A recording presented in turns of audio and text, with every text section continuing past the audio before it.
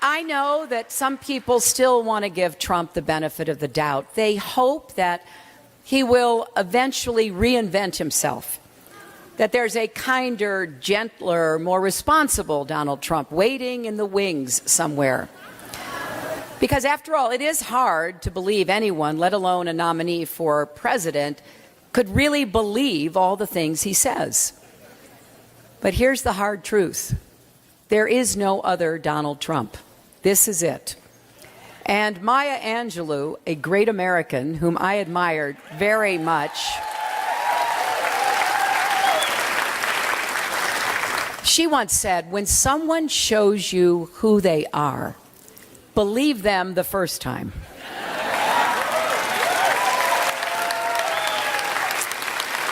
Well, throughout his career and this campaign, Donald Trump has shown us exactly who he is, and I think we should believe him.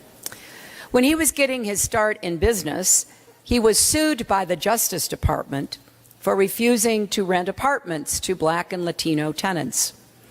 Their applications would be marked with a C for colored, and then rejected. 3 years later, the Justice Department took Trump back to court because he hadn't changed. And the pattern continued through the decades. State regulators fined one of Trump's casinos for repeatedly removing Black dealers from the floor. No wonder the turnover rate for his minority employees was way above average. And let's not forget that Trump first gained political prominence leading the charge for the so-called birthers. He promoted the racist lie that President Obama is not really an American citizen, part of a sustained effort to delegitimize America's first Black president. And in 2015, Trump launched his own campaign for president with another racist lie. He described Mexican immigrants as rapists and criminals, and he accused the Mexican government of actively sending them across the border. None of that is true. And oh, by the way,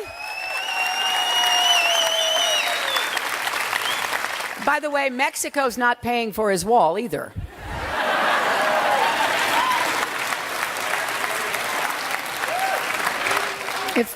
If he ever tries to get it built, the American taxpayer will pay for it. We'll be stuck with the bill. But there has been a steady stream of bigotry coming from him. I think we all remember when Trump said a distinguished federal judge born in Indiana could not be trusted to do his job because, quote, he's a Mexican. Think about that. The man who today is the standard bearer of the Republican Party said a federal judge who, by the way, had a distinguished record as a U.S. attorney, had to go in hiding because Mexican drug gangs were after him, who has Mexican heritage, but just like me, was born in this country, is somehow incapable solely because of his heritage. Even the Republican Speaker of the House of Representatives, Paul Ryan, described that, and I quote, as the textbook definition of a racist comment. And to this day, Trump has never apologized to Judge Curiel. But for Trump, that is just par for the course. This is someone who retweets white supremacists online, like the user who goes by the name White Genocide TM. Trump took this fringe bigot with a few dozen followers and spread his message to 11 million people. His campaign famously posted an anti-Semitic image, a Star of David, imposed over a sea of dollar bills that first appeared on white supremacist websites. The Trump campaign has also selected a prominent white nationalist leader as a delegate in California, and they only dropped him under pressure. When asked in a nationally televised interview whether he would disavow the support of David Duke, a former Grand Wizard of the Ku Klux Klan, Trump wouldn't do it. And only later, again, under mounting pressure, did he backtrack. And when Trump was asked about anti-Semitic slurs and death threats coming from his supporters, he refused to condemn them. Through it all, he has continued pushing discredited conspiracy theories with racist undertones. You remember he said that thousands of American Muslims in New Jersey cheered the 9/11 attacks. They didn't. He suggested that Senator Ted Cruz's father was involved in the Kennedy assassination. Now, perhaps in Trump's mind, because Mr. Cruz was a Cuban immigrant, he must have had something to do with it. And there is absolutely, of course, no evidence of that. Just recently, Trump claimed that President Obama founded ISIS. And he has repeated that over and over again.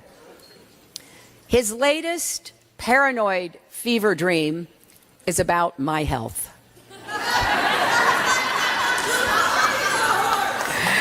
And all I can say is, Donald, dream on.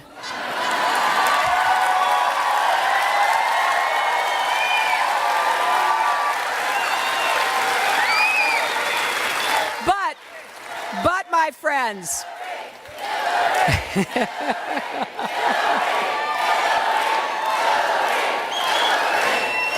my friends, this is what happens when you treat the National Enquirer like gospel. They said in October I'd be dead in 6 months.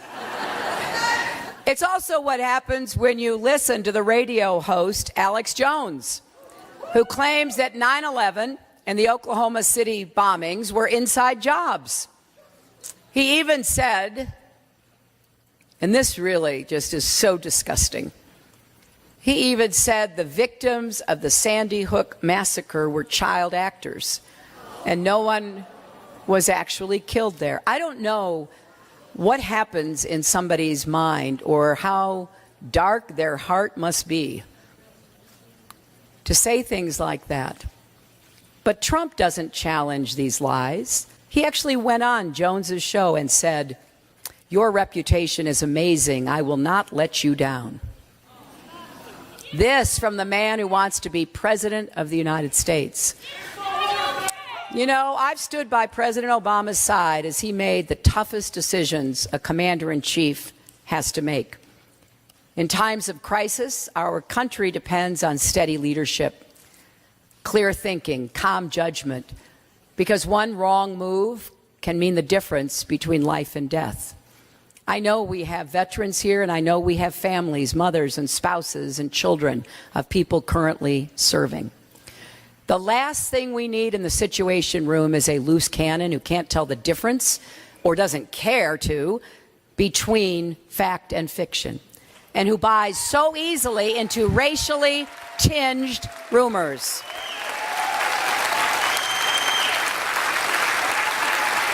Someone so detached from reality should never be in charge of making decisions that are as real as they come. And that is yet another reason why Donald Trump is simply temperamentally unfit to be president of the United States.